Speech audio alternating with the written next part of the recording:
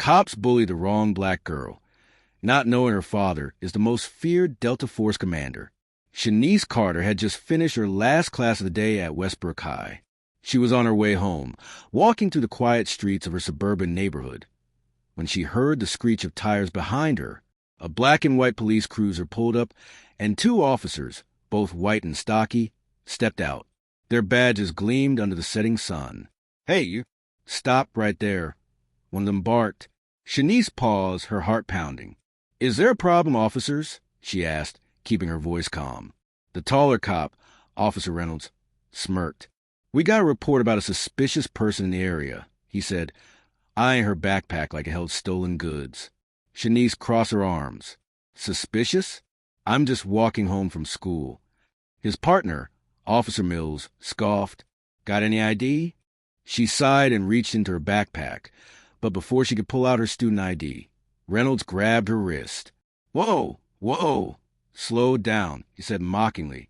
"Don't want you pulling anything dangerous out of there." Shanice clenched her jaw. She had heard stories like this before. Young black kids being harassed for no reason, but they had just made the biggest mistake of their lives.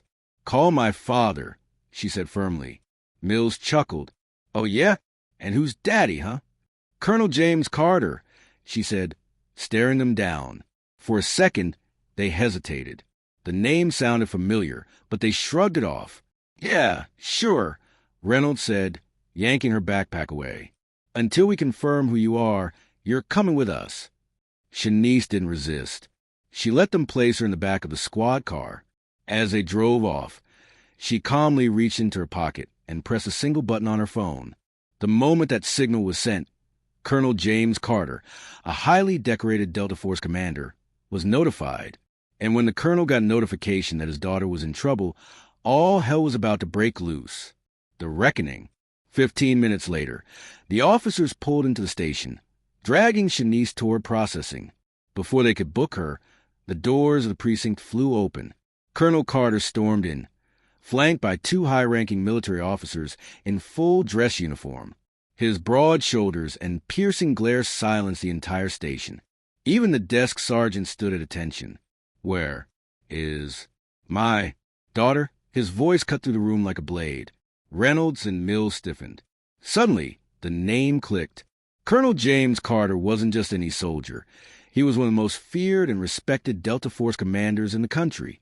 The man had led covert missions that the government wouldn't even acknowledge existed. Shanice stepped forward, rubbing her wrists.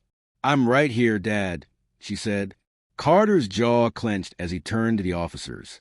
"You have exactly 30 seconds to explain why you unlawfully detained my daughter." Mills stammered. "Yes, sir, we thought she fit the description of—" "Enough!" Carter snapped, his voice booming. "You profiled my daughter, harassed her, and detained her without cause. That is a violation of her rights and a disgrace to the badge you wear." The station chief rushed out of his office, sweating. "Colonel Carter, Save it," Carter interrupted. "I will be filing an official complaint, and I want their body cam footage now." Within minutes, the footage was retrieved. It clearly showed the unnecessary aggression. The chief paled as he watched. "Officers Reynolds and Mills," he said grimly, "turn in your badges and weapons. You're suspended pending investigation." Shanice smirked as the two officers stammered in protest, but they knew there was no way out. Colonel Carter was not a man to cross. As they left the station, Carter put an arm around his daughter. "You okay, baby girl?" Shanice nodded. "Yeah, Dad. I knew you had my back." Carter smiled. "Always."